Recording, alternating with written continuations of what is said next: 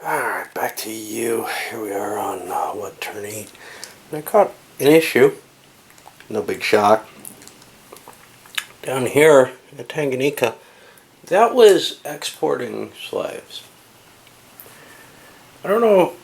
I'm going to have to look up and figure out if that was, part of the baseline slaves being exported, or if otherwise that should have been added to the slave pool. Either way, though, that's going to prevent Portugal from getting victory points that they had gotten. They probably are about, let's see, 6 plus maybe 3, say 9 victory points ahead, which I'll deduct from them. But I got to figure out what to do about those in other terms, because they shouldn't be there.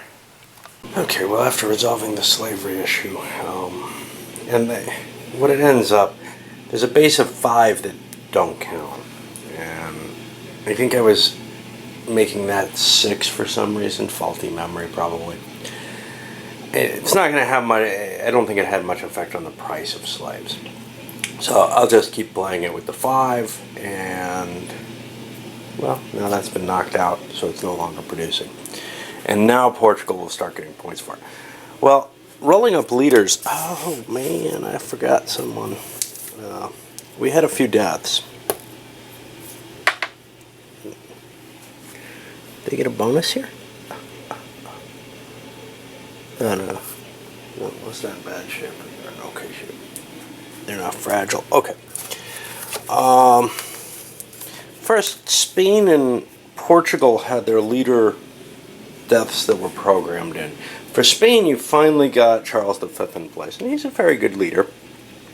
Portugal got a very young child in place. That gives him a -2 to all of his stats, but good character across the board. Turkey got increased length of the reign, which is good because they have a decent leader. Their leaders start to decrease due to particulars of how their dynasty's handled. For example, killing off all your brothers, and just really, they had some serious issues with the way they ran things, and part of it's because of the harems and everything. Okay, so France had an early death to their leader, and worse than that, a dynastic crisis, and a child assumed the throne. His stats are fine, but for this turn they suck. Now, a dynastic crisis does a few things. First of all, it dumped his stability a couple of points, which he's down at the bottom now, along with Spain. It halves the leader's ratings, and the leader's just a child, so his ratings are lower anyway.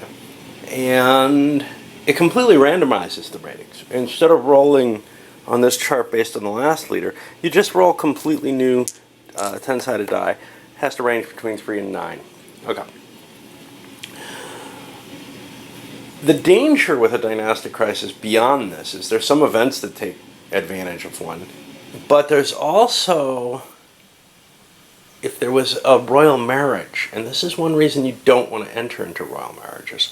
If there was a royal marriage, there's a possibility that some other country has a claimant that they can support. I don't remember which way it goes. The person getting the dowry, I think, is the one who gets boned, if this is the case. Anyway, other players can get a casus belli against you for the dynastic crisis issue. So, for example, if Spain and France had come to an agreement, settled this peace, and ended up making a royal marriage, which often happens the turn after, that's often a way to balance a peace, is to make an agreement. Okay, we'll make the peace that we're handed, and then we'll equalize it a little bit with a royal marriage. And then the next turn came up with a dynastic crisis. Well, then it's quite possible one of the countries could re-enter the war and restart it against a weaker power. As it stands, though, France is going to be fighting this war with their weaker power. They've been decreased significantly, so they're going to have some trouble. I'd still say things look pretty bleak for the Spaniards, though. Alright, let's take a look at some of the interesting events of the turn. Venice has a crisis of madness for their dodge, which means his ratings are halved for the turn. And along with the, this is actually, I'm not sure, it's not in the rules this way, I've not always played it this way, but I'm playing it so it affects the initiative, so Venice's initiative is going to be much lower. It doesn't seem to make a lot of sense to me not to have it affect it. We've had a lot of shake-up in the initiative this turn, though, with all the new leaders and everything. Turkey got an exceptional year. Sometimes that's not such a good thing, because it adds 10% to their income. That can, like other things, interfere with your steady growth. But with a war going on, a couple of wars, you can only want it. Portugal, corruption, penalties on their purchases and maintenance, but also colonial dynamism, which gives them some advantages in placing. That's actually a period event, a political one. The Russians, while Poland's busy against Turkey, just kind of marched in and seized Orel and have squatted there, and they own it now. And this is actually how Russian conquests happen in this early period.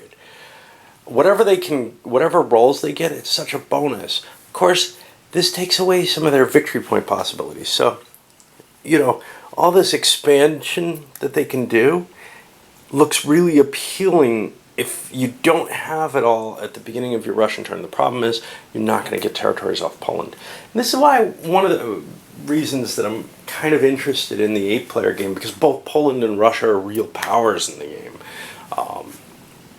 So right at the beginning of the game. So Poland is going to be playing a power who has to worry about Russian expansionism.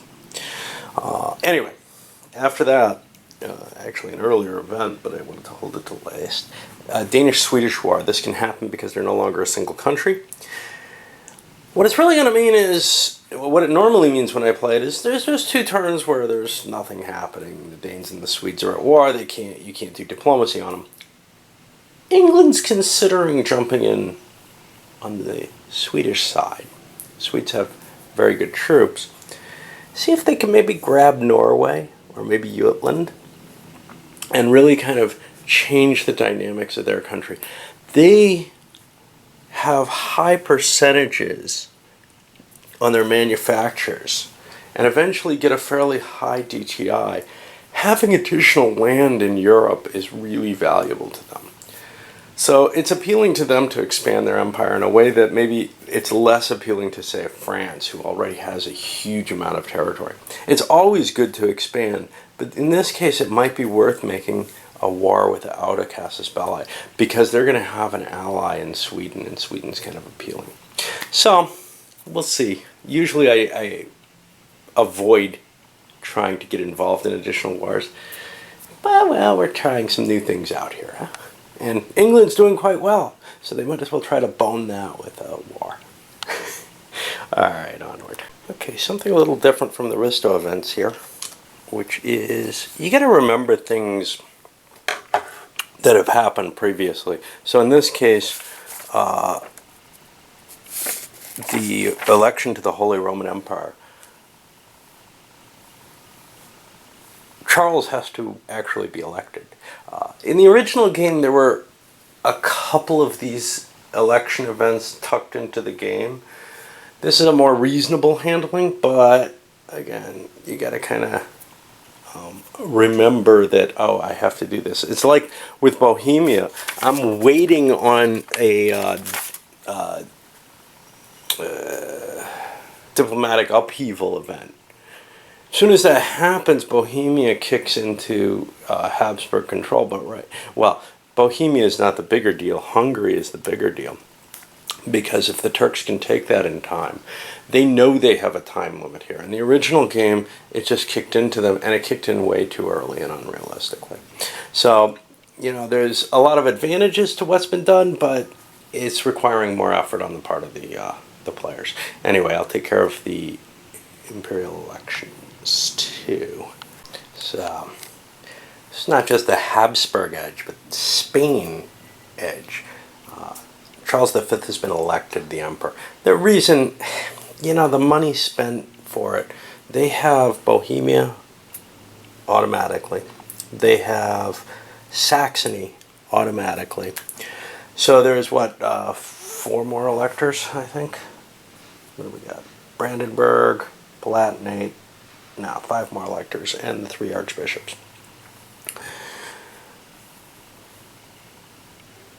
It would cost about 300 to have even a slim chance of taking it away from them. France and England were kind of willing to support England being the emperor, but the odds are just too low for the money cost. Neither side wants to commit to it. It's not worth it enough. France has a victory condition to prevent the Habsburg from getting Spain from getting the Holy Roman Empire, but it's just not. It's not a valid. It's just way too expensive. All right, so on to the normal diplomacy. Well, in terms of diplomacy, looking over the Swedish-Danish war, England couldn't gain any provinces from it. It's specific in the event. If they join into that war, they can't get anything. Now, they could... One of the things in the game that I don't like, and I think I've mentioned this before, is the way to win may be picking on little minors. So, if England went and attacked, I don't know, there's not much really available for England. It's easier for Austria or France or something like that to pick on some of these weaker countries here like Berg or Cologne or something. You can just overrun them. Yes, you pay a victory point penalty and a stability penalty, which you can counteract, of course. But the victory point penalty is kind of painful, 10 points. But you get that back immediately. And you get some other victory points in it. So every turn you could wipe 1 or 2 of these suckers out. And that's actually kind of how some people say you should win the game. You're generating money off of the attacks. You're basically netting a few extra victory points a turn by doing this at almost no effect to yourself. I don't like it. And I've seen it done with Venice when they had the Italian territories victory point advantage, because there they get multiple advantages. There's some territories there that they can strip away. So I tend not to do that, even though it is an easy source of victory points. Not so much for somebody like Russia, who is really going to be struggling, at least on the almost. So what else happened? Well, the Habsburgs rejoined the war. Spain doesn't have to pay a stability to bring them into the war this time. So, because of Charles V. So he brought the Habsburgs in, and he's going to march them in and try to reduce the effect of this war with France. And hey, maybe he can get it to a point where it's not terribly painful for him. Other than that, really not a lot. Spanish lost the papacy. Venice did a diplomatic action on it. They didn't gain anything, but they dropped it into the neutrals box. England finally got Scotland back in vassal. If they can hold it there till the end of the period, they get some victory points. But they also get some income off of it, which is nice. Alright, well, let's do the income and administrative, and then we'll wrap this bit up. So all that talk I had about the slaves down here in Tanganyika, that's a mistake. Now that I moved this away, I see there was a spice there as well, which is what was being exported, counted. So now the spices is down actually to 5. Slaves is still at 5. I miscounted and was doing it at 6. I got to give those points back to Portugal though, because oops, I subtracted them off before I saw that. But yeah, Portugal has been exporting the monopoly on slaves all this time. Now I gotta look and see about products of the Orient though. That should only be at 3, and I've got it marked at 4. I don't know where that extra one was coming from. It hasn't affected anything, but we see the prices have shot up. Products of the Orient up to 10. Spices have made their way up to their max 8. Slaves, they've still got a long way to go. Basically, they can get very valuable, but they start out at a low value.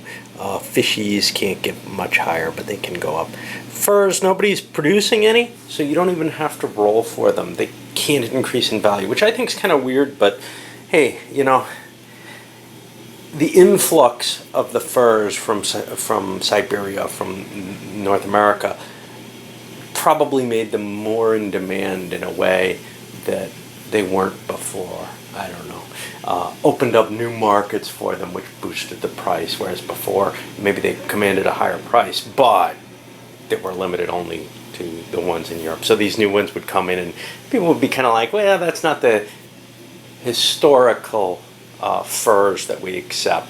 So they would be seen maybe not as exciting as the ones that were normally available. I don't know. I'm just trying to come up with some kind of reason. And fish, maybe people don't like eating fish as much. Yeah, they're funny fish. They're from North America. Yeah.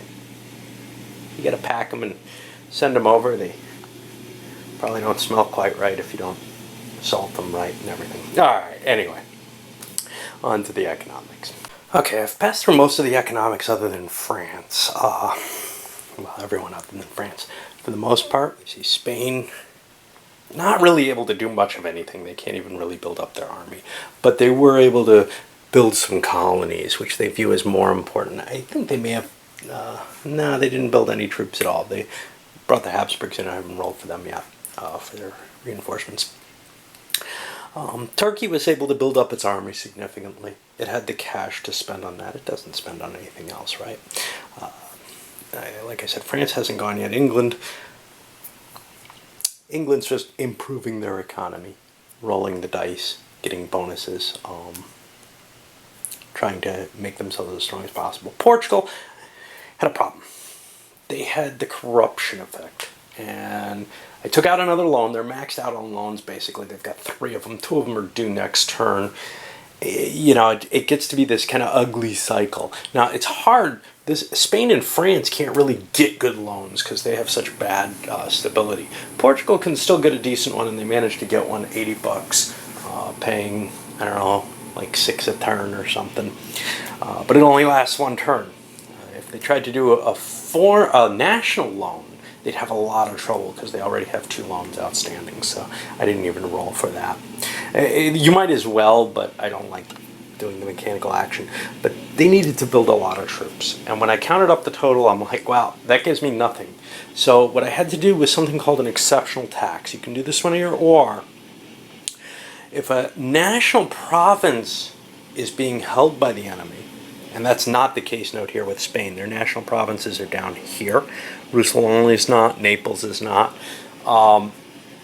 So they can't do it for that. Otherwise, you can spend a stability. Now, the roll ends up being 3 times your stability, which in the case of Portugal is 0, but for Spain it would be a -9, plus your administrative rating. There may be other effects that can come into play with it, plus a die roll. So quite obviously, if Spain was rolling for it, they might come up with a negative amount. And then that's multiplied by 10 and you get that much money. As it is, Portugal got about what they spent for the whole turn, $130 back. I had already made all my die rolls and everything, so, well, they got some extra cash. And they kind of could use it. I mean, maybe they can do a stability gain or whatever, but they have to pay the cost, and they've dropped down a stability point. They need it because they need to get a fleet and some new troops out into the East Indies, well, actually the Gulf of Oman area, in order to continue prosecuting this war. They just don't have enough troops there. We saw that last time. All right. Finish up with France, do the rolls, come back. Well, after finishing production, France actually had enough money they could have built more army, but they don't feel like they need it. They know Spain's in a lot of trouble, so they just built another one here. They got a bit of a risk from that, but they didn't have enough generals. They want to kind of hold some cash for the stability improvement before the peace. They think that's probably more important. Taxing, exceptional taxes, or the loans just isn't an option. Other countries have come up and actually came out kind of weak. Most of the reinforcement rolls. Poland got a good one, and Oman got a full fleet. I don't know, actually maybe not full. It looks like 15 ships. That may be, I think that's half a fleet. But gave them a significant edge. They had lost their navy already. So we're about ready to roll in. Just on a more personal note, one of the reasons I've been kind of not cranking videos out over the weekend, I went dancing on Saturday night. Friday, basically a couple of reasons. One is Mansions of Madness up here. My wife and I played pretty much all the scenarios I had once. Probably we'll get around to redoing them at some other point. We really both like the game. She loves it, and it's one of the few things that she likes that I liked and can deal with. I can't do a real role-playing game right now. She loves those, but I can't focus on it. But I went out dancing Saturday night, and when I go dancing, no more about the game here. When I go dancing, it's absolutely, I mean, I used to always compare it to running about a half marathon, to tell you the truth. And my body went into shock because I haven't been dancing much recently. Definitely overdid it. And I dehydrate completely. And so I've been like in and out of fevers yesterday, and then today, headaches, kind of a little slowed down and everything. So not too thrilled with playing. Anyway, up this goes, and hopefully, we'll be able to get moving on it at a reasonable pace again.